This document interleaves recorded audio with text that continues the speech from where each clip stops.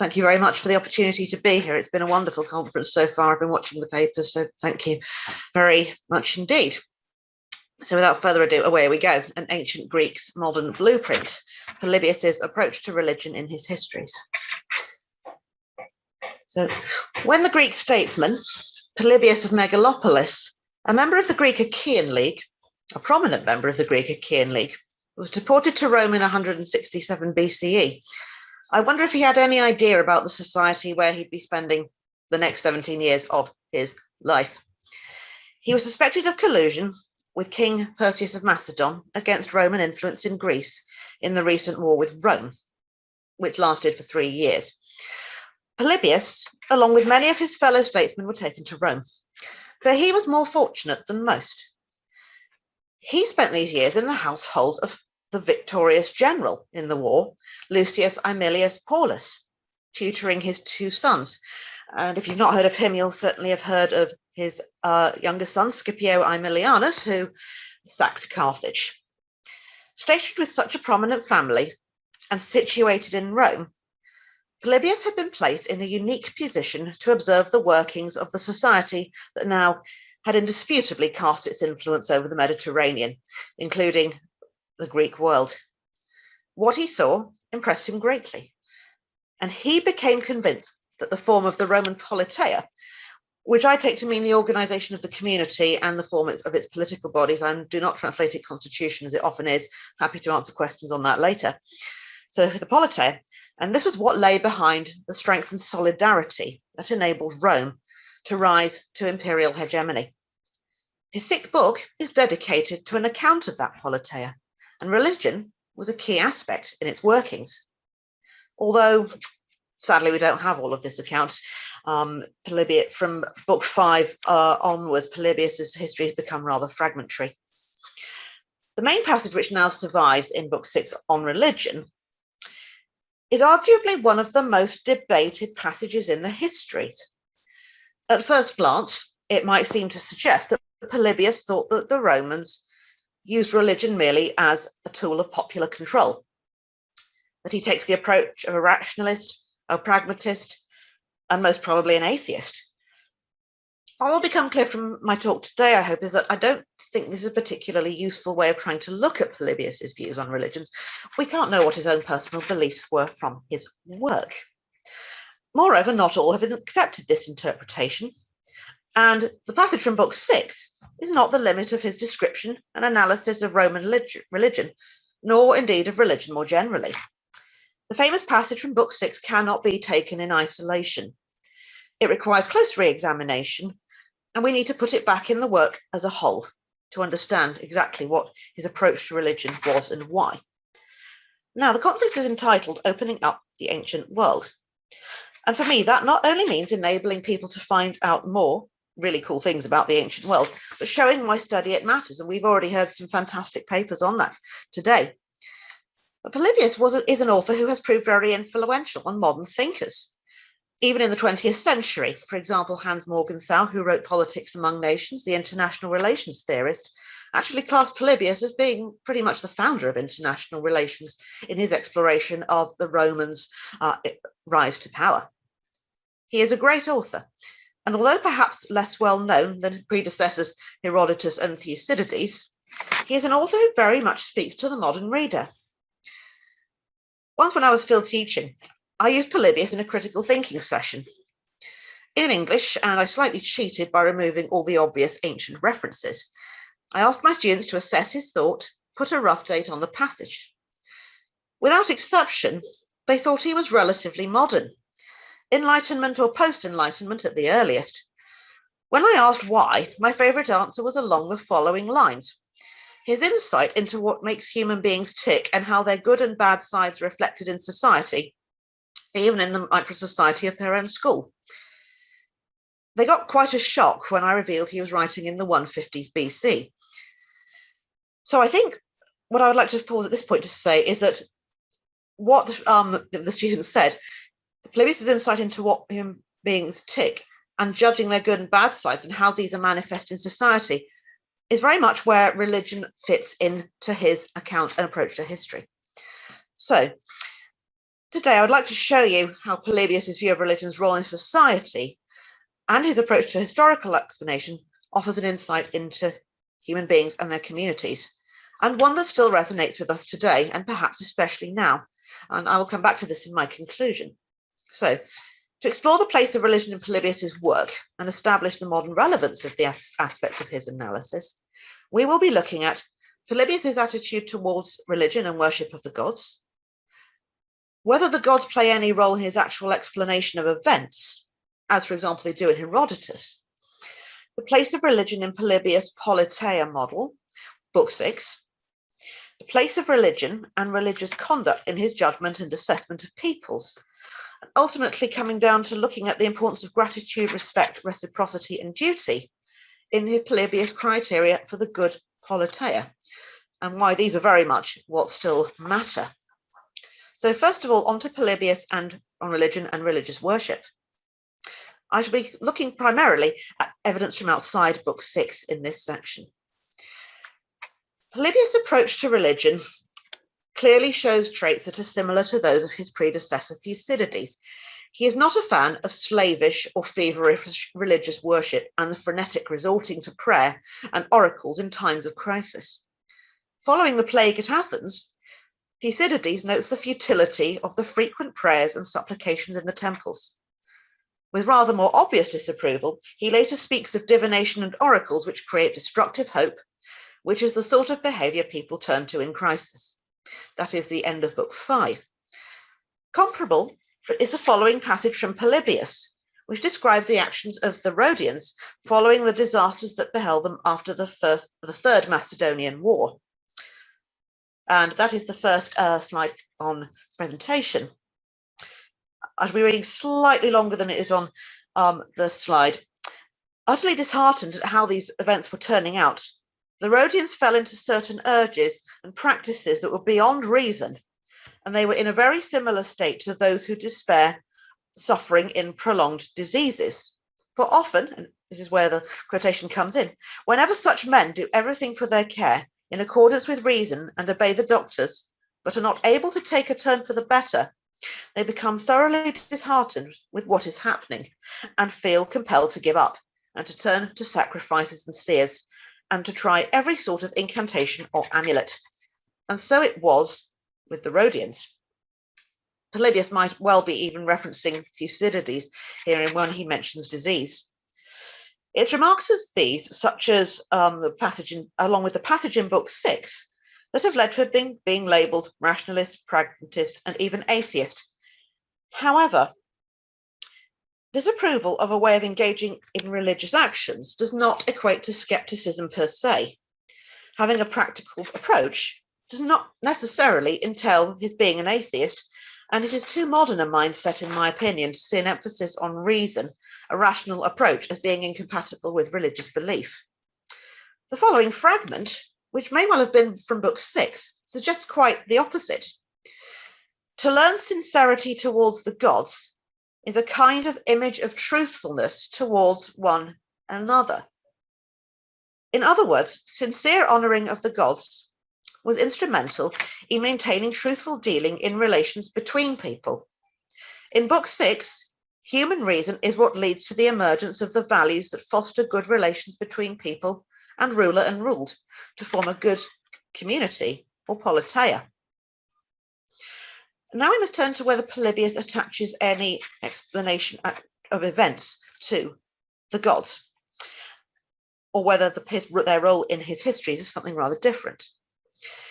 He did not believe that one should turn too readily for the gods as an explanation, or to fortune, who is Tyche or Tyche. It is reasonable to include Tyche in this paper because she was worshipped as a goddess in the Hellenistic period when Polybius was alive, and she has often been viewed as a semi-divine or external force in his work. But for Polybius, as will become clear, it was human agency that was paramount, as for Thucydides. So my first example, looking at the role of the gods, or Tyche, is his account of Scipio Africanus's attack on New Carthage in 209. Having carefully observed how the low tide offered an opportunity to invade, to increase the wavering confidence of his men. Scipio announced that Neptune had shown this to him in a dream. The men were encouraged, and they took New Carthage. But at 10:9, Polybius refutes the notion that the episode demonstrates the actual workings of the god, or indeed of fortune. It was not luck or chance. What it showed was the shrewd mind and strategy of Scipio. On several occasions, Polybius explicitly criticizes those who attribute events to the gods or Tyche. I shall look at two. When describing the depopulation of Greece, Polybius argues that one should only blame the gods and Tyche where it is impossible to discover another cause. And this is slide number 2. But where it is possible to find a cause as a result of which and because of which something occurred, I think it is not necessary to attribute these things to the divine.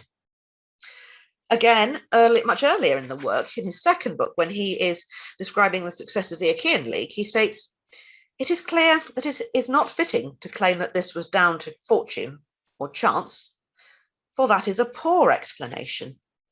We must rather look for a cause, for without this, it is impossible for anything to be accomplished, both in accordance with reason, and contrary to it." But that said, there are sections where Tyche seems to be more powerful, such as 1.4, where he seems to describe Tyche as bringing about Rome's rise to being master of the Mediterranean. It is a debate that still rages quite furiously in modern scholarship. Wallbank, Paydeck, Richards and Howe are all arraigned on the side of Tyche being an external force, with Raveri and Graeber being a little more sceptical. It has even been suggested that she is simply a rhetorical device to denote chance or the unexpected. But my argument is that it is neither. I take Tyche as being simply a way of referring to unseen events, what is unpredictable, something that an individual could not foresee. Here I agree with Graeber. Tyche is likened to an external force, but is never actually called an external force. And she is likened to an external force when events conspire to bring great success or great disaster, and is prefaced by Horsper, as if some power were directing the course of events. Tyche is also a way of expressing the inevitable cycle of rise and decline. A passage where Polybius quotes Demetrius of Phaleron on the mutability of human affairs due to fortune has been taken as conclusive evidence for Tyche as a quasi-divine force. But Polybius only mentions Tyche in the quotation. For him, the cycle of rise and fall had rather a different course. And that, of course, as we will see, was human nature.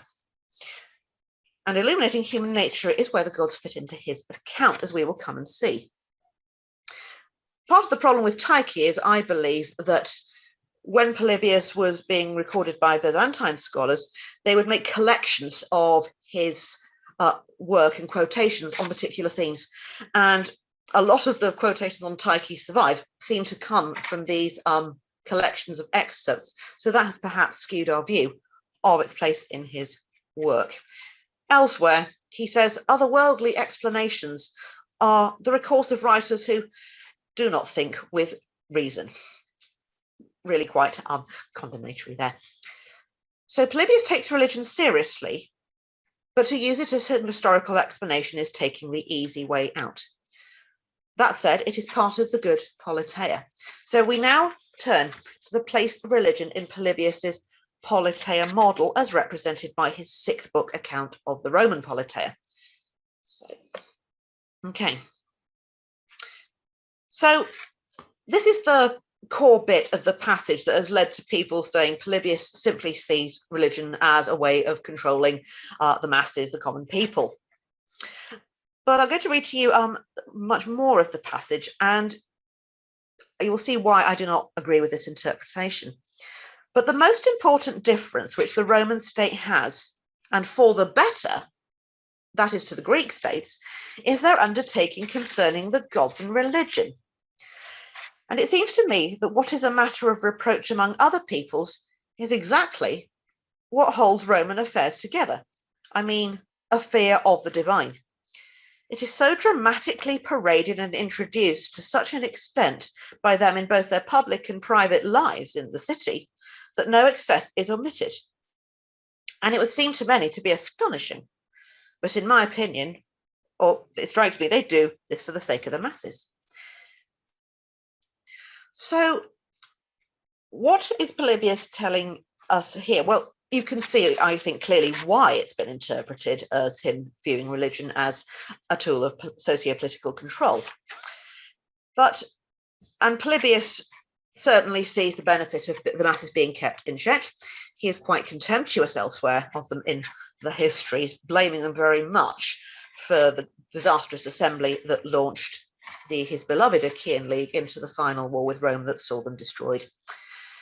But where the traditional interpretation misses the point, in my opinion, is the argument that it is religion per se that is being used to rein in the people.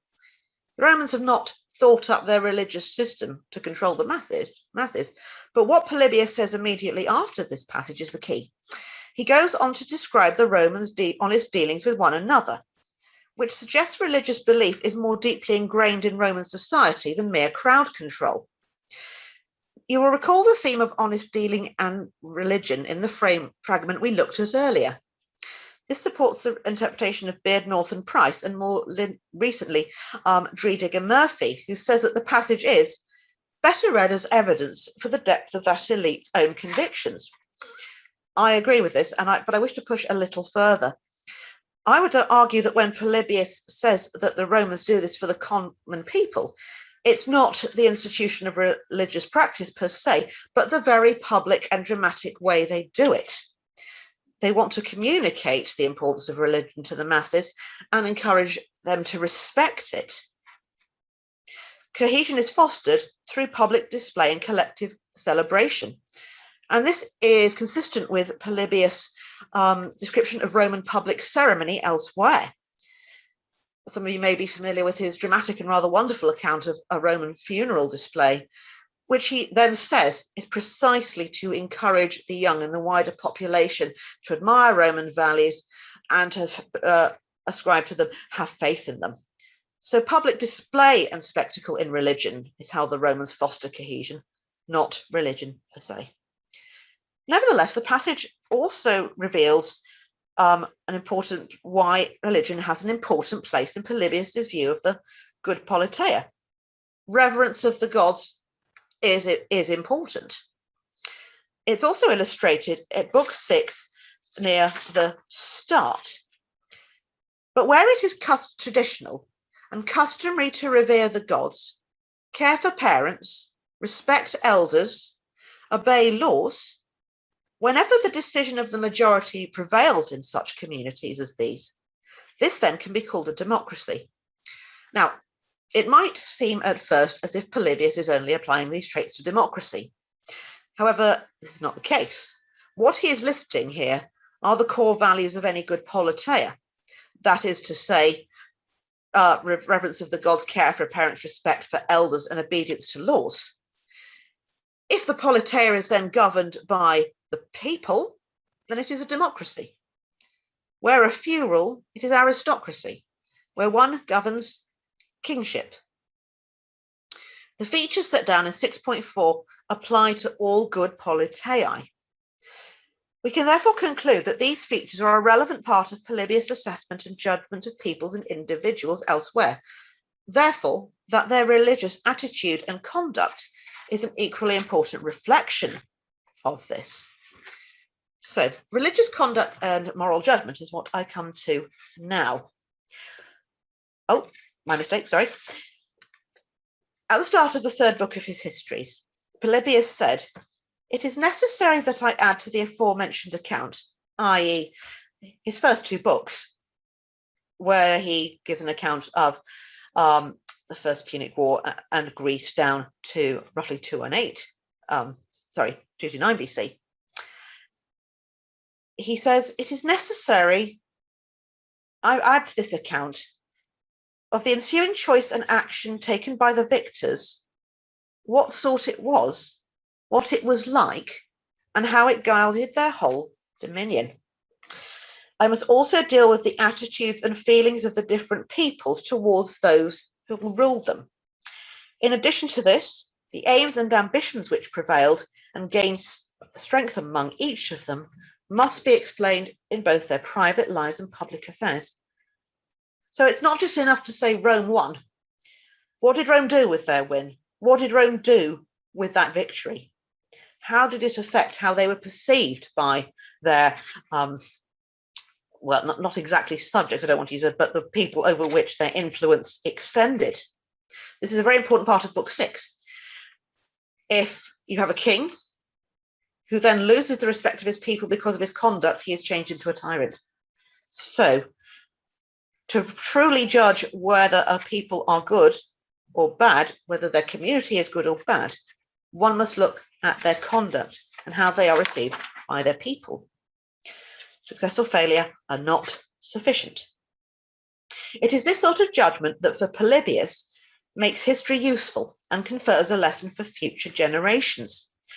History was considered a highly didactic genre in the ancient world, and it is Polybius who reminds us of this more than any other historian.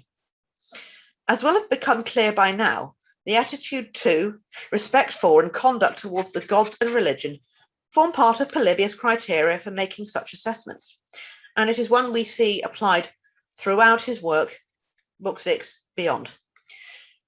So I come now to a passage in Book 4. Polybius praises the politeia of the Arcadians and seeks to explain their great reputation among the Greeks for hospitality, humanity, and piety. He contrasts the connivance, who are the only Arcadian people who do not enjoy this reputation.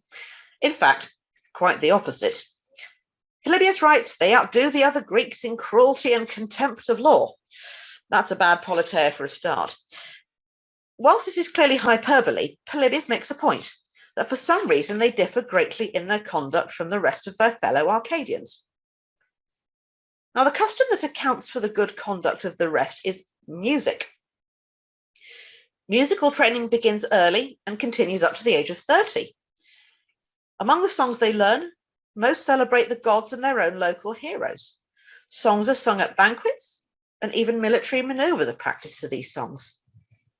He says they did not do this for pleasure or luxury, but to combat the influence of their harsh climate, temperating their character and instigating good order. Religion is a key part of music, and thus of achieving their praiseworthy piety and humanity. A further example of scrupulous religious conduct, describing the Romans on the eve of another battle with Hannibal, which is quite consistent with what he says in Book 6. He says, all the oracles that existed among them were on everyone's lips. Every temple and house was full of signs and portents, as a result of which sacrifices and supplications of the gods and entreaties took over the city. I know what you're thinking. Hang on, this is very like the Rhodians, isn't it? For in dangerous circumstances, the Romans, out of fear, propitiate the gods and men and consider nothing to be unfitting or ignoble in accomplishing such deeds at such moments. So this might seem inconsistent at first with Polybius's condemnation of the Rhodians' response as being contrary to reason. But there's a significant difference. The Rhodians turned to such action out of panic and desperation. But according to Polybius, with the Romans, it is an ingrained practice. We're going back to the public display to encourage community participation and cohesion that he mentioned in the Book 6 passages we looked at. On the other side of the coin is Philip V of Macedon, who starts well, his conduct is good, and he appears to revere the gods, giving thanks for victories. But his conduct degenerates. In Book 5, he destroys the Aetolian city of Thermus in retaliation for their destruction at Dium, and he does not spare the temples or the statues of the gods. Polybius does not accept this action as justified. Other historians, he notes, have. It was just requital for what the Aetolians did at Dium. But Polybius says, in doing this, Philip dishonours his great ancestors and predecessors by his actions, who, even if they destroyed a city, spared the religious monuments and statues, including Alexander the Great. You'll recall that respect for one's elders was an important feature of the good politeia. Phillips is showing all the sign, therefore, that his rule is not. The example I have for you on the handout of poor religious conduct and respect is Prusias of Bithynia. After conquering Attalus and arriving at Pergamum, he prepared a lavish sacrifice and brought it to the temple of Asclepius. After slaying the victims and obtaining good omens, he then went back to his camp. So far, so good. But then he directed his attacking force against the Nicephorion and destroyed all the temples and the sacred enclosures of the gods and despoiled all the statues of men and the marble images of the gods. A rather interesting and not my final example in this section comes in the form of Antiochus Epiphanes. It's actually quite amusing. He seeks to act, when he comes to power, as if he were one of the ordinary people. In effect, he copies the Romans. He dresses up in a white toga and presents himself as though he were a candidate for office, going around the forum at election time, publicly paying tributes to the gods, shaking hands with everybody. Several people think him mad. But it does show that an open display of respect for the gods he saw as a good part of his courting of popularity and of trying to earn the goodwill of the people. We have already met the notion that the relationship between ruler and ruled is an essential part of good social relations in a politeia, and we will explore this shortly in the final section. So just to recap briefly, religion forms a key part of Polybius' judgment of human conduct. But why does it matter so much? Well, along with respect for laws, parents, and elders, it enshrines the key values Polybius extols as part of the good politeia: gratitude, duty, respect, and reciprocity. So we now move to the final section of my talk. The two highest achievements of the human mind are the twin concepts of loyalty and duty. Whenever these twin concepts fall into disrepute, get out of there fast. You may possibly save yourself, but it's too late to save that society. It is doomed. Polybius might well have written the above quotation, but it in fact comes from Robert A. Heinlein's novel Time Enough for Love. But when he talks about the concepts of loyalty and duty as being like a social glue, it is very similar. So I'm going to describe for you now the process by which Polybius believes these moral concepts come into being. In the beginning, people come together for protection and support the strongest member of the group who gives them that protection. Family ties and social relations emerge between members of the group, and this is the birth and beginning of goodness and justice. Children are born and raised, and reverence of their begetters is expected. If one should appear ungrateful, he will injure those who reared him and anger those around who witness this lack of gratitude. This develops because humans have the power of reasoning, unlike other animals. Lack of gratitude comes to be an action they dislike and which they fear incurring themselves. A man who does not thank his rescuer meets with similar disapproval. People who wish to prevent such actions come together and support a ruler who throws his support behind those values. And thus the notion of duty is born, a reciprocal duty. Reason and value thus become the criteria for choosing and respecting leaders, as long as they remain respectful of the values for which he has come to power. But hang on, you say, no mention of gods here. What's this woman on about? Now, it is true, Polybius does not mention the gods directly in this passage, but there is nevertheless a clear connection to the role played by religious conduct in Polybius' assessments of human behaviour. His strong disapproval of the lack of respect for others' religious buildings equates to a lack of respect for religion itself. And we saw at 6.4, reverence of the gods is a key feature of the good politeia. And yes, it is all about human nature, that passage. Religious disrespect reveals human nature's faults, and it is these which for Polybius overturn good politeia and foster hostilities both within and between peoples, as we saw in the case of Philip of Macedon and the Aetolians. I will end this section by exploring a really ghastly example of religious disrespect that is a reflection of bitter internal discord, not concord, I do apologize, discord. In Sparta, following the death of Cleomenes III, a conspiracy rose to restore the monarchy after Cleomenes had been forced into exile. During a procession of the military, the leaders of the conspiracy killed the ephors who were against the restoration. As if killing them wasn't enough, they killed them at the altar of Athena of the Brazen House, famed for offering sacrosanct refuge to criminals sentenced to death, thus violating the sacrosanctity of the monument. And so to conclude, religion and religious conduct form an important part of Polybius' approach to explaining the events he is recording. But this, as we see, is not because he attributes events to any sort of divine agency, but rather because he viewed worship of the gods, observance of established religious practices, and respect for religious buildings as an important part of a good community. Polybius judged politeia according to the conduct of the rulers, and their attitude to religion was one of the criteria by which he assessed this. Respect and gratitude between people are fundamental for society to function well. And this is where the ancient Greeks' modern blueprint comes in.